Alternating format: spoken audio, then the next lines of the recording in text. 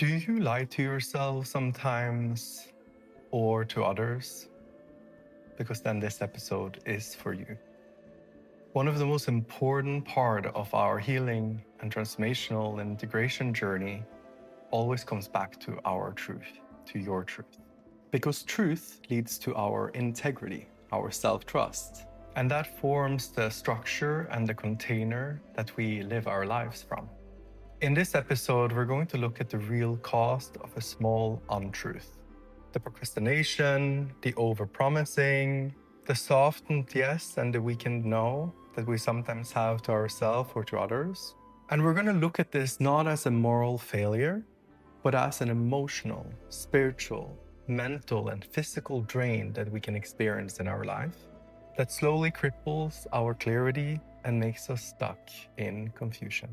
And the teaching I'm going to share with you today didn't start as theory. Even though I have read the 4 agreements, this started actually like a dream that my then fiance shared with me. And I'm sharing this dream with you today, hoping that if you receive this message, you will also receive the medicine that is within it. So that you hopefully don't have to have the same experience that I had a few years ago, where I had sacrificed my own truth and went through such a difficult process, being unable to trust my own wings and my own path. I will also share with you the truth compass. It's a simple exercise you can adapt into your journal to start creating a lot of awareness on where you are abandoning your truth and your own power. But first, let's begin with the dream that became my biggest teacher over the last years. My ex once told me a dream that he had. He was 5 years old and he was an angel. His wings were white, big, and powerful. And he felt so free. He could fly anywhere. But every time he lied to himself, a feather would fall to the ground. And every time he lied to someone else, another feather would fall to the ground. And as he slowly became an adult, all his feathers were gone. He couldn't fly anymore. He felt stuck, vulnerable, and he didn't trust himself or his wings. And for years I thought that dream belonged to him. Until I one day found myself in a country I didn't want to live in a house that didn't feel like home, in a relationship where I was not welcome. And I realized I had no more feathers left. I felt like a plucked chicken, exposed, unable to trust my wings or my truth. I had given away all my feathers so that someone else could fly, telling myself it was love, devotion, that if I gave enough of me, we could finally fly together. But then the day came when there was nothing more to give, and he flew away without me. And this was the lesson I didn't want to learn, that true love doesn't ask you to abandon yourself. It doesn't ask you to hide from your truth. So I had to learn to re-feather myself, one truth at a time, one boundary at a time, and slowly my inner wings returned. And this is what I know now. When we truly trust our own truth and allow others to stand in theirs, we all get to fly together. If this story touches something inside of you, it's probably because you have donated a fair share of feathers on your path. And maybe right now you feel like you're not able to trust your own flight and your own wings. Or maybe right now you are refeathering like me. As we work with Ayahuasca, she dives deep into where we are not speaking our truth or where we have abandoned our truth. And most of us, as we grow up, we sacrifice our authenticity and our truth to fit in and to honor these cultural or family structures that we grow up in. And then as we start on our healing journey, we start healing the parts of us that got hurt on the journey. We start transforming them, and eventually we start integrating and replacing it with the part of us that is actually our truth. We start embodying our gifts and we start flying on our unique path that is our destiny. And what I've learned on this journey is that what asks me to abandon my own truth will eventually also abandon me. And that healing and our healing journey is not about moving faster or flying higher. It's about moving slow enough to get to know the slowest moving parts inside of us, because usually those slow parts carry the truth that we are seeking. And every time you say something that you don't mean, every time you overpromise, every time you break your own word to yourself, saying, I'm going to start doing that on Monday, I'm going to finish that later, and you don't, a small, tiny hole appears in your energy field, a tiny, tiny little cut where your power and your energy is leaking through. And it's not dramatic, it's just a tiny, tiny cut or a tiny, tiny hole, but eventually it becomes a death by 1,000 paper cuts. A lot of our suffering is not just coming from one big traumatic event, or from mom or from dad, but within the relationship that we have to ourselves, where we are constantly sacrificing or speaking a lie to ourselves and creating more and more cuts, more and more holes, so that we're eventually not able to fly. We're not able to trust our own voice. We're not able to trust our own power. And eventually we're not even able to trust our own heart. And I see that with so many who come to me into an integration circle or one-on-one work. The light in their eyes is gone. That very personal and intimate relationship they have with themselves is really fragmented and hurt, because they are not trusting their own inner voice. They're not trusting the movement in their life. They're not trusting their own wings.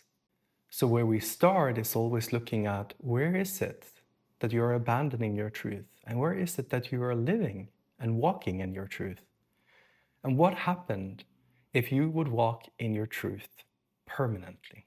Ironically, I learned this lesson from the very ex that had the dream that became my greatest teacher.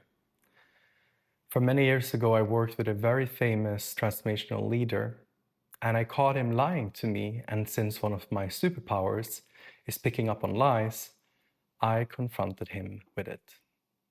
And for 3 days, he would call me and tell me that I was making it up, that I had daddy issues, that I was projecting on him. But I decided to stay in my truth because it was really important to me. And my ex at that time said, stay in your truth, David. Walk in your truth and see how far you get. Eventually, this teacher admitted to me that he did lie. He didn't understand why me and his wife was able to pick up on that.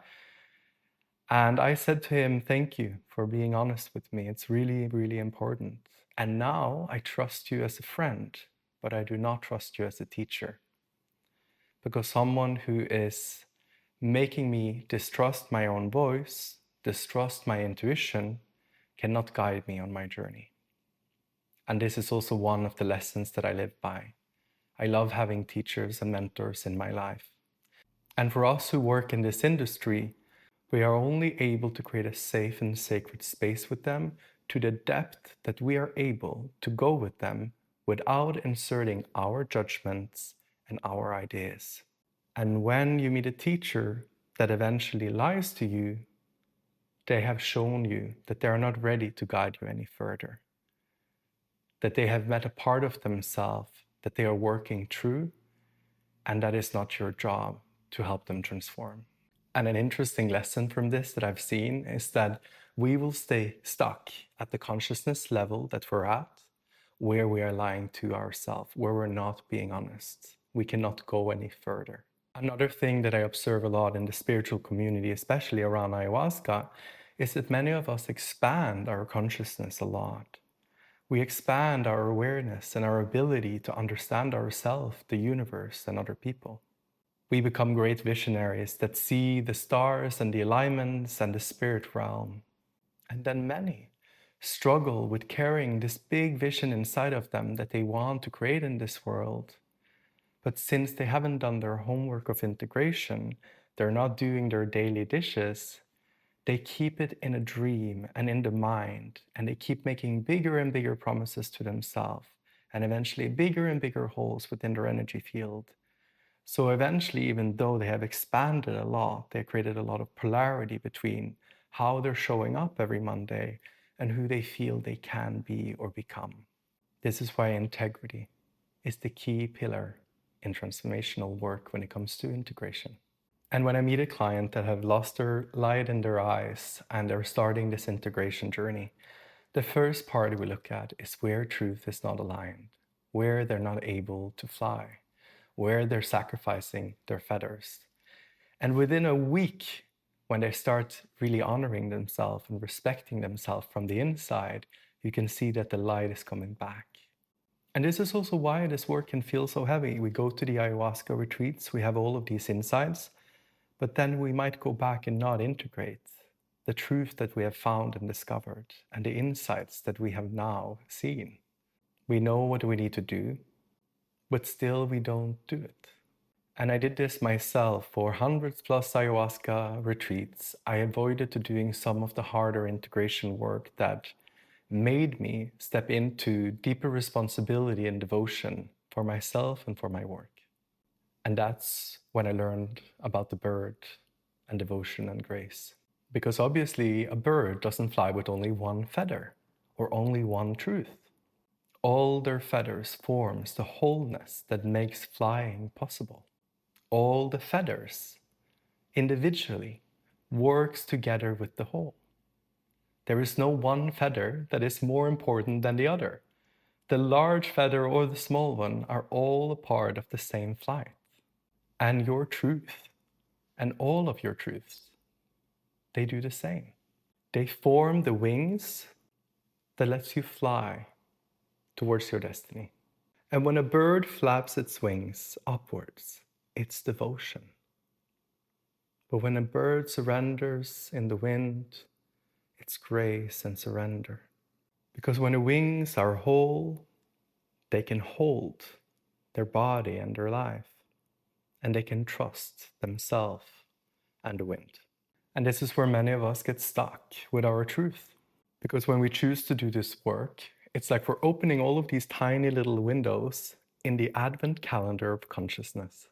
We start to see more, to feel more, to have more awareness, to tap into the spiritual realm, to past lives. And what we don't understand is that that expansion of consciousness also comes with responsibility. Because you can no longer say that you don't know, because you do. And responsibility is like a coin. On one side of the coin, there is freedom. And we all want freedom. We all want to wake up and do whatever we feel like. And on the other side is responsibility. And with responsibility comes all the things we don't want to do our dishes, to do our meditation, to do our yoga, to speaking our truth, to do the hard thing that we have been called forward to do. And in the middle of the coin is your consciousness. And as you expand your consciousness, you expand not only your inner freedom, but also your inner responsibility for yourself and for the life that you are led to live. Responsibility and freedom, they are a part of the same. And the same is for the bird. As it takes off, it might be heavier. As it takes off from the ground, there is a lot of devotion to get it into the air. But then as it's up there, it can start trusting its wings and the wind. Devotion and grace, they belong together. And the same is with responsibility and freedom. And when we avoid this truth, it makes our life heavier. Because freedom can feel very light at the beginning, but then it can become very heavy. While responsibility might seem like we're trying to take off and we can't fly, it's heavier in the beginning, but then it actually creates freedom. And truth will first give you the weight, the emotional weight, the spiritual weight, the physical sensation of a weight, because it can feel really scary, but then it lifts you. And when you are lifted up by your own truth, that's when you truly are in your own personal power. And here is a small integration exercise for you to do so that you can start paying attention to the feathers that you are giving away or sacrificing to yourself or others so that you also can fly with emotion and grace. And also start honoring this coin of consciousness that is both responsibility and freedom. In your journal, I want you to make 2 columns. One for the truth that you have abandoned or are abandoning, and one for the truth that you are honoring. And every single day, I want you to have your little wing map, a truth compass, to make sure that you are paying awareness to the places where you're leaking your truth and your power, where you are giving away your feathers so that you eventually might end up not being able to fly like me. If you do this exercise every single day, you will also start seeing the patterns that you have with the people where you might not feel that your truth is welcome, or where you are constantly in a pattern not being honest with yourself, and where your integration work is asking you to become even more honest. This is not an exercise to judge yourself or to shame yourself, but it's to become aware on one of the most important practices that has to do with this integration work that combines the spiritual, emotional, physical, and mental aspects of our being. Your truth is not just a compass, it is the foundation that truly carries your wings. So if you've been looking to fly and have more freedom, you might also see that there is more responsibility to take for yourself and for your life. If you're looking for more grace in your life, you might also see that you are being asked and called forward to more devotion. And all of these elements will always require your truth. And remember the moment that you stop lying to yourself, your feathers are growing back. Right now, you can probably feel some of them growing back on your internal wings. And if you've been feeling like you're swimming upstream and there is so much resistance in your life, it's usually because you're not in integrity with yourself. You're not being fully honest and in your own truth. You're leaking the energy, or you're not really trusting yourself. So take a moment to slow down and listen to the slowest moving parts within you and to the truth that they want to share with you. And you can turn this journal with your truth compass into a living medicine cabinet for yourself so that your wings are growing stronger every single day. It becomes a living record of where you stand tall, where you collapse in yourself or with others, and also where you're called to reclaim yourself and stand in your own power. That's what I got for you this week, my friend. And if you feel called to go deeper into your own integration work, I offer 3 journeys. I lead an integration circle for people walking this path with ayahuasca. And I just completed finishing a 6-month integration circle with therapists, coaches, retreat facilitators, and those that are going deep on this journey. You can sign up at davidvox.com.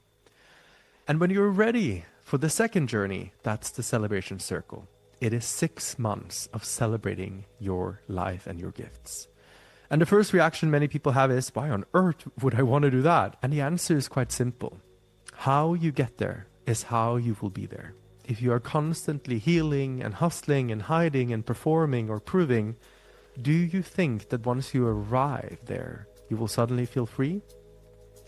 Because I see that waiting to celebrate until after you achieved a new job, had more ayahuasca, or fixed your relationship is not the answer. Celebration is not the reward. It's the rehearsal. It's the daily act of self-respect, self-honor, and gratitude. It's the integration of who you already are. And when you learn to celebrate who you are now, every future version of you arrives already welcomed. And when we refuse to celebrate, it becomes our unfinished work. When you learn to honor the ordinary, to bow to your own brilliance, to see your gifts and story as sacred, something inside of you shifts. You stop chasing your life and you start inhabiting it.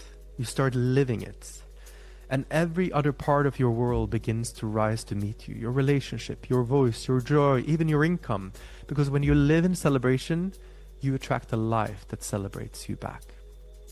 And the 6-month celebration circle is built for that. 24 facets, 24 live mirrors, Every call shows you a different angle of who you are, what you project, what you hide, what you're not seeing. And it ends with the celebration ritual where 20 mirrors reflects your gifts back to you. Your only job is to receive. And maybe for the first time ever, you will see your full, faceted, multidimensional, gifted, abundant self. And then there's the third journey, Sacred Impact, and this is the one for leaders in the transformational and spiritual field who have this great vision, depth and sensitivity, but they struggle to bring their service into tangible form here on earth. I've guided and coached over 5,000 leaders in the last 15 years, helping them create platforms and offerings that comes from a real alignment. Something that honors their integrity, their sensitivity, their pacing. And for 6 months, we meet as a group of 10. We bring your platform, your ideas, your service, your medicine into structure, into form, and into a rhythm that actually grows the tree you've been cultivating and produces the fruit you've been trying to reach for years. It's planting these seeds in a container where they can grow and bringing it into resonance and clarity, and then watching the fruits of this sacred work manifest in a way that finally feels true to who you are. You can find more information about these 3 journeys on davidfox.com. See you next week, my friend.